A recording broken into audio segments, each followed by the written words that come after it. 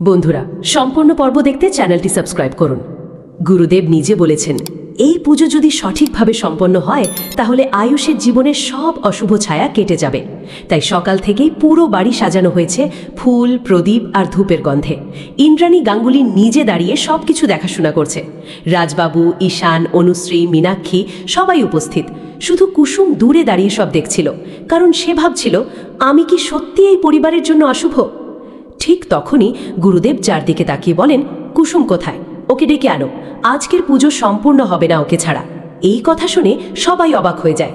কাকিমণি মনে মনে রেগে ওঠে, এই মেয়েটা ধীরে ধীরে সবাইকে নিজের দিকে টেনে নিচ্ছে। মনে মনে বলতে থাকে সে। কুসুম ভয় পেয়ে বলে, আমি কিভাবে পুজোতে বসবো? গুরুদেব হেসে বলেন, যার মন পরিষ্কার ভগবান তার হাতেই আশীর্বাদ দেন। এরপর কুসুম ধীরে ধীরে পুজোর আসনের দিকে এগিয়ে যায়। কিন্তু কাকিমণি মনে মনে বলে, এটাই সুযোগ।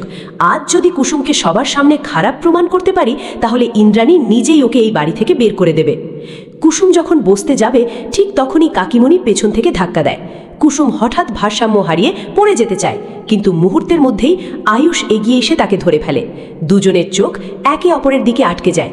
পুরো বাড়ি স্তব্ধ হয়ে যায়। ইন্দ্রাণী গাঙ্গুলি চিৎকার করে ওঠে, কুসুম! গুরুদেব চোখ বন্ধ করে গভীর নিঃশ্বাস নিয়ে বলেন, খুব অশুভ সংকেত। আয়ুষের জীবনে খুব বড় বিপদ সামনে আসছে। এই পুজোটা যদি ঠিকঠাক সম্পন্ন হতো তাহলে সেই বিপদ কেটে যেত, কিন্তু এখন সেই ভাড়া রয়ে গেল। এই কথা শুনে ইন্দ্রাণীর মুখ ফ্যাকাশে হয়ে যায়। কাকিমণি সঙ্গে সঙ্গে আগুনে ঘি ঢালতে বলে, দেখলে তো দিদি, আমি আগেই বলেছিলাম এই মেয়েটার ছায়া ভালো নয়। কিন্তু ইন্দ্রাণী রেগে গিয়ে বলে, চুপ কর, আমি নিজের চোখে দেখেছি তুই ওকে ধাক্কা দিয়েছিস। কাকিমণি থমকে যায় আর কুসুম মাথা নিচু করে বলে, দেবীমা, আমি সত্যি কিছু করিনি। ইন্দ্রাণী কঠিন গলায় বলে, আমি জানি তুমি ইচ্ছে করে করনি, কিন্তু যদি তোমার জন্য আমার ছেলের কোনো ক্ষতি হয় তাহলে আমি তোমাকে কিছুতেই ক্ষমা করব না। এই কথাটা কুসুমের হৃদয়ে গিয়ে লাগে। সে আর কিছু না বলে চুপচাপ সেখান থেকে চলে যায়। বাড়ির পেছনের বাগানে গিয়ে একা দাঁড়িয়ে কান্না করতে থাকে কুসুম। সে মনে মনে বলতে থাকে, আমি কি সত্যিই ছোট সাহেবের জীবনে অমঙ্গল ডেকে আনছি? তাহলে কি আমার দূরে চলে যাওয়াই ভালো? ঠিক তখনই আয়ুষ এসে দাঁড়ায় তার পিছনে, হাতে একটা ছোট্ট ফুল। সে হেসে বলে, তুমি আবার একা একা কাঁদছো? কুসুম চোখ মুছে বলে, না তো।